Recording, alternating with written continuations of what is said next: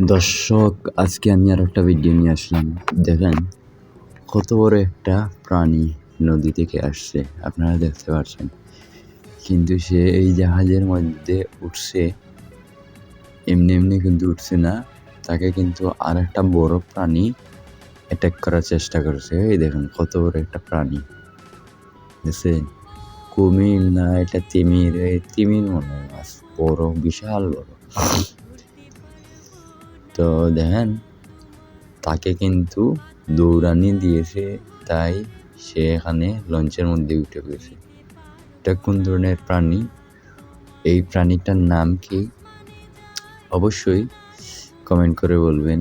আর ওই প্রাণীটা দেখেন তিমি মাছ, যে তিমি মাছ না, এটা আরো কি কুমির, কুমির না, এটা তিমি মাছ হবে, বিশাল বড়। সমুদ্রের মধ্যে এই ভিডিওটা করা হয়েছে দর্শক। তো দেখেন আপনারা, তার জীবনের ঝুঁকির জন্য সে কিন্তু এখানে উঠেছে এই লঞ্চের মধ্যে। দেখেন কিভাবে মানুষের দিকে তাকিয়ে আছে, কেউ নি কোনো হেল্প করে।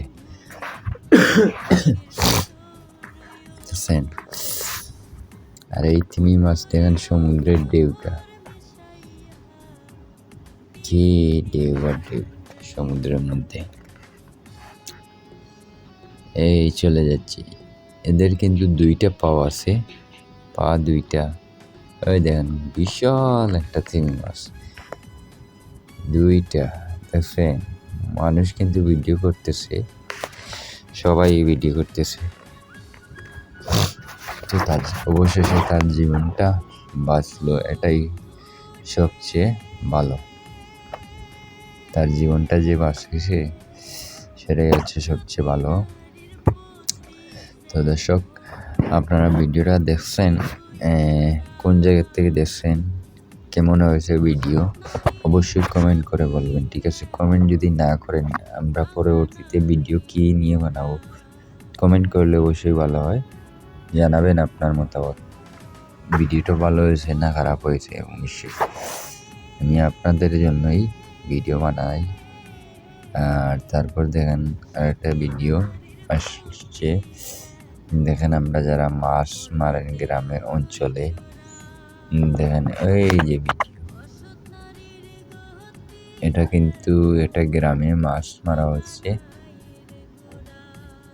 দেখতে পাচ্ছেন চারদিকে কিন্তু বাঁশ।